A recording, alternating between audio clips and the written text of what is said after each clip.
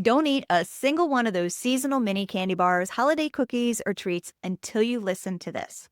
Because chances are you're like most career driven women who I work with, and you crush it all year long. But you've got October through December, and you end up fighting this losing battle. You've got the candy bowl of the holiday minis and the pumpkin spice everything.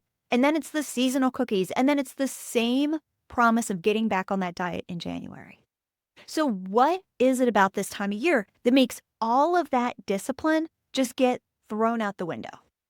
In this episode, you're going to learn the 3 hidden psychological traps that cause women to gain weight from October through December. And more importantly, how to avoid them so that you can actually enjoy the holidays while still enjoying your favorite treats, while not falling victim to complete destruction and without starting over in January. I'm Holly Bertone. I lost 20 pounds in my 50s without dieting, and that was after 40 years of battling the weight gain roller coaster. And I did this by leveraging what I learned about human psychology and patterns as the FBI's Chief of Staff for Counterintelligence, combined with the brain science of neuroplasticity. The fact that you press play tells me that you secretly hold out hope that there is a way to enjoy the next few months and still maintain a healthy weight. So the big question is, what is going on this time of year? Okay, tell me if any of this sounds familiar. Back in the day, starting in October, I would buy extra bags of Halloween minis, and then it was extra bags of Christmas minis. And my favorites were the Reese's Cups, Hershey Kisses, Kit Kats, Milky Ways, I mean, you name it. And then it was the candy canes, the little mini candy canes, and the big ones too. And then fudge, and I mean, pretty much any other seasonal treats that I could get my hands on. But here's what I did. I would hide them. And then I would eat them in secret. But then I actually had to hide the evidence. So I'd open up the kitchen trash can. I'd pick out some trash. I'd lift up some trash. I'd take the empty wrappers that I had just, completely destroyed, stuff the wrappers down inside the trash can, put the trash on back on the top because I didn't want anyone in my family to know my secret. I know how brutal this time of year is when you're struggling with emotional eating and overeating and binge eating and food obsession. Why? Because there are 3 hidden psychological traps that are specific to this time of year. These traps do not exist the other 9 months. Trap number 1 is seasonal food equals scarcity brain. Do you remember that commercial from the 80s? And they had this skillet and then they cracked the eggs on the skillet.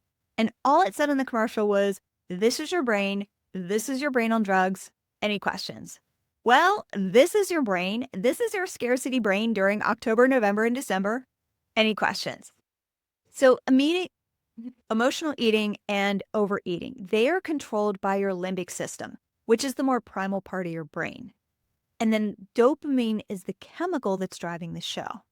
But here's what most people don't know. Most people think dopamine is the reward chemical, but it's actually the anticipation chemical. You see, dopamine is released in anticipation of eating the food. You actually feel the dopamine before the food even goes into your mouth. So let's talk about your brain on scarcity. Because when we perceive that something is scarce, the dopamine centers, they just light up in your brain. And it's this primal urge. Your brain is literally convincing you that you have to act now because your chance to eat this is going to disappear. This is the only time of year you are going to get this food.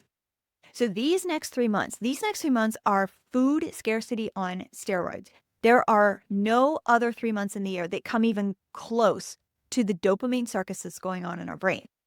There's pumpkin spice everything. There's Halloween themed minis that you only get this time of year. And then there's Thanksgiving dinner and the once a year treat where you get the pumpkin pie or the pecan pie or your Aunt Carolyn's special molasses cookies. And then you're already starting to see December decorations in the stores. Retailers are already future pacing December scarcity in October. And then you've got the candy canes and the fudge and the sugar cookies and the ginger snaps and the gingerbread men. I mean, they're right. They're not just right around the corner. They're right in front of you. So your scarcity brain is like, these are my favorite treats and I don't want to miss out because this is the only time of year. They are only here once a year and I'm only going to have a few weeks to eat them. So what do? We go hog wild on all of the seasonal food and all the seasonal treats and all of the seasonal sugar treats and cookies. And here's the kicker. Because our brain does what our brain does best, this is when cognitive dissonance kicks in. Okay, Holly, what's cognitive dissonance? This is when your brain is going to justify our overconsumption of all of these seasonal treats. So we eat the treats, and in the back of our brain, it's just like, oh, your pumpkin spice latte. I'm like, it's just coffee. Or they're just minis. I can eat more because I'm actually eating less. Or it's only once a year. Or I don't want to upset Aunt Carolyn. She made my favorite special molasses cookies. Or I don't want to miss my favorites. Or it's made with real pumpkin. Or it's organic or vegan or gluten-free, or it has added protein. Our brain is amazing at convincing us that this is the right thing to do. And once your brain has convinced you that you're totally fine, just go enjoy all of your favorite treats, you are going to keep doing it. And there's not going to be any kind of pause or any kind of checks and balances. Trap number 2 is couch season. Now, I don't know about you, but the one thing that I do not like this time of year is how much longer, how many more hours that we have that it's nighttime. So it's now getting lighter later in the morning and then darker earlier at night. So remember, just a couple months ago, we had summer evenings and we're spending those evenings outside and it's light and it's warm and it's fun to be outside in the summer. But now it's cooler and it's darker across much of the United States. So what are we? We're now inside. And I'm one of those girls. I love hoodie season and leggings. And I mean, I literally will live this time of year. I will live in baggy sweatpants that are 2 or 3 sizes too big and just like baggy and comfy. So if you're like me, we're now wearing clothes that hide more. These clothes are more forgiving. They're stretchy. And then we're spending more time in front of the television at night. Maybe we're sitting down on the couch earlier because again, it's darker. So we're sitting down on the couch earlier. We've got more time in front of the TV at night. And then what are the weekends? You know, maybe it's football games on Saturdays or Sundays if you're a football family. But regardless, we are on the couch more. And when we're on the couch more, we are eating more dips and chips and nachos and cheese and maybe even drinking more. Many people this time of year, they suffer from what's called seasonal affective disorder. And even if you're not full-blown officially diagnosed, we are not getting enough sunlight this time of year. So typically we're feeling lethargic and tired, even a little just bluesy, or even if you're like, oh, I just feel a little off. I mean, how many people have you heard say, or how many times have you even thought yourself, it's 4:30 in the afternoon, and you're like, whoa, I could easily go to bed right now. But the best part, well, that's the best part, but the best part, when you're experiencing this seasonal shift, you're also experiencing the seasonal shift in serotonin and melatonin. So now your body is craving more carbs and more sugar. I mean, think about it. What is the time of year where you are craving more carbs and sugar? Do you crave more carbs and sugar in the fall and the winter when it's colder and darker? Or are you craving more carbs and sugar in the summer when it's lighter and warmer? Yeah. Your prefrontal cortex is the logical part of your brain. So during this time of year, your prefrontal cortex, the logical part of your brain, is thinking, I should go for a walk. I should be good and not eat dessert tonight. But your prefrontal cortex is easily taken over by your primal limbic system. And it's automatic and it's emotional. And this part of your brain's like, it is cold and dark, girl. Just get cozy on the couch with your blanket and your sweats and your hoodie and your cheese and crackers. Trap number 3 is increased reward eating. So just about the time summer's over and you're back into your fall groove, we're now hit with Halloween and Thanksgiving and Christmas or Hanukkah and all of the madness. And even if I know a lot of women don't celebrate Halloween, but even if you don't celebrate it, it's still there and the candy is still there and all of the craziness is still there. And these 3 months are just a blur.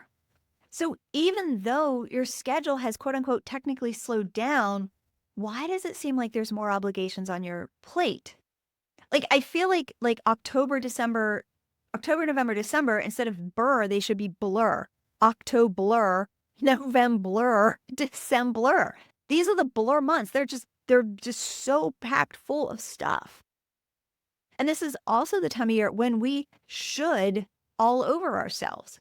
I should hold up these holiday traditions and pass them down to my kids and my grandkids. I should make 3 entire seasonal decoration changes in the house in the next 3 months. I should bake more seasonal treats. I should say yes to the lady social and, of course, volunteer to bake something from scratch. I should do the apple picking or the pumpkin patch or the apple cider social. I should host Thanksgiving. I should participate in that white elephant gift exchange. Family traditions are important. Seasonal holiday traditions are important. So I want to make sure you don't think that I'm just poo-pooing all of this, okay? I want to make sure you hear me loud and clear on this.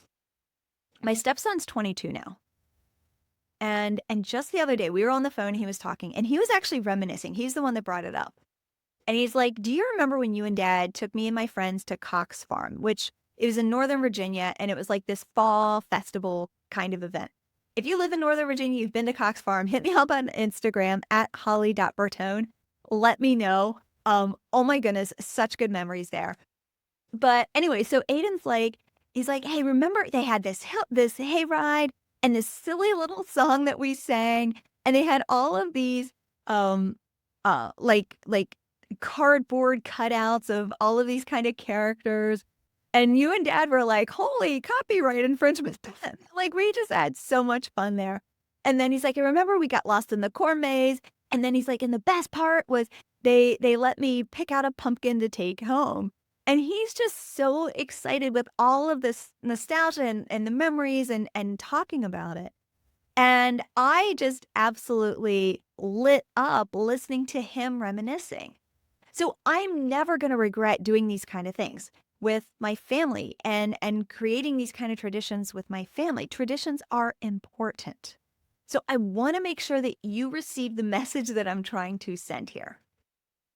Traditions are important, but so is balance. So is not overloading your plate so much that you just lose it. Because when you've got more on your plate than you can handle, these obligations, what happens? These obligations, they're going to drain the prefrontal cortex in your brain. They're going to drain your logical thinking. So now your emotional limbic system takes over. And it takes over really loud in justifying the comfort food. And here's what this part of the brain is going to say to you in its justifications. It's going to say, "I earned this treat. I deserve to reward myself for a long day. It's the fall. I love pumpkin spice everything. I'll get back on my diet in January. It's a tradition. I have to make these treats." And then there's always that subconscious connection between food and the memories that your brain does. Like this time of year, it is so full of nostalgia from our childhood memories. So it's not just the memories, it's the smell and the taste of these favorite seasonal treats that take us back to a more simpler time in life. They take us back. It's not just that they taste so freaking good. They're bringing us back these memories of happy times. It brings back memories of parents or grandparents who are no longer with us. And it makes us feel good, which makes us want even more. So it's not just that. It's even more. When you're under stress, your cortisol is going to rise. And when your cortisol rises, it's going to amplify these reward-seeking behaviors, like reaching for the carbs and reaching for the sweets.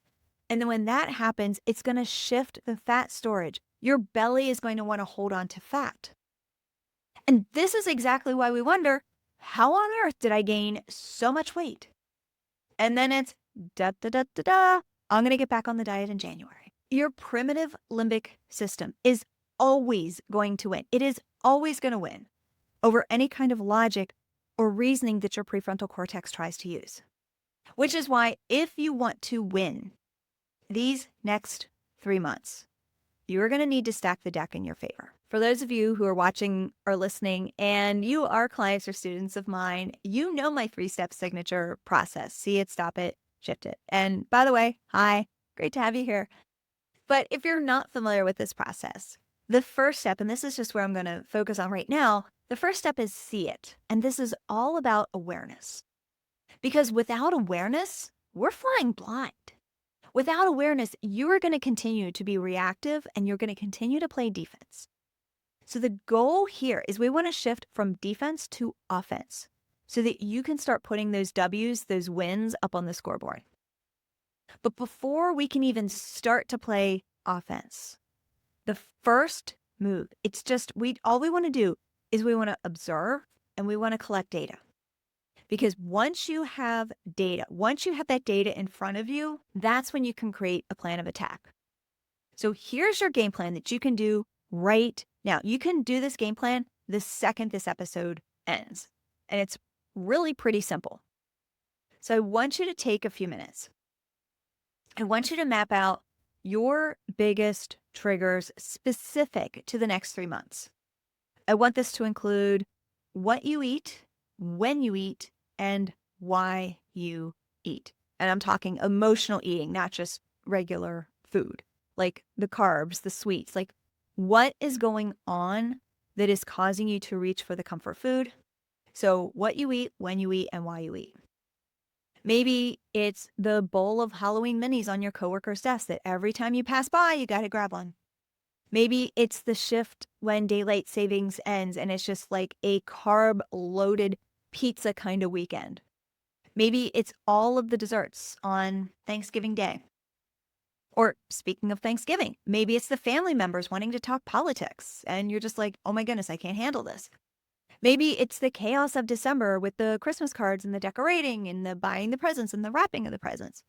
Maybe it's all of the seasonal treats that you want to eat because they are only around this time of year. Hello, scarcity brain. So once you have this awareness, once you have this written down, then it's easy to formulate a game plan. What are those tripwires and those countermeasures that you can put into place when you know you're going to be triggered so that you don't get triggered? This is when you start playing offense, when you stop playing defense and you start playing offense, when you start playing to score goals and you start playing to win. And I know this sounds simple, but I am telling you right now, there are 2 kinds of people listening to this episode. There's the kind that's absorbing the information and you feel really good about yourself because you took the time to listen and to learn. And I am so glad that you're here and thank you for pressing play. But I want to talk to the woman who is already looking for a piece of paper and a pen to write all this down. Because what I just shared inspired you. I want to talk to you. I want to talk to you if you're the woman who's already committed those 10 free minutes that you have today to actually sit down and do this exercise. I want to talk to you right now. You are going to be the one who gets results. You see, action is rewarded. You are just like my students and my clients who actually implement. You take immediate action and you start to see those results and those wins a lot sooner. I have a new student inside of the Break Emotional Eating Accelerator, and she's a sales executive. And on a recent coaching call, she shared that instead of automatically reaching for the snacks, she just automatically realized that she didn't want them. And she said that this realization, she's like, I just knew I didn't want it. I didn't need it. And she's like, I'm good. But here's the craziest part. She's only been in the program for 10 days. She hasn't even gotten into the main part of the training. She was still on the introductory lessons. That's how powerful this process is. That's how fast it can happen when you actually follow the system. Comfort is the enemy of greatness. But we have been socially trained to stay in our little comfort bubble. Do you want results?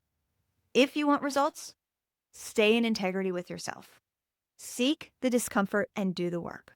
Do it messy. Do it when you're unsure of yourself. Do it when you feel like you're failing. Do it when no one is watching. When you can understand that your emotional eating, it is ruled by your primitive limbic system, you can actually counter it with a strategy that hits this at the core. You can actually counter this with habits and behavior, and more importantly, becoming the identity of the woman who actually gets results. You want to know what separates the woman who gains weight this time of year from the woman who maintains her weight and enjoys the holiday season? It's this. And if that's you, if you're the woman who doesn't want to be staring at another January with even more weight to lose, if you're the woman who's committed to taking those messy first steps, then it might be time to consider something different. Something that gets to the root cause and creates a permanent solution.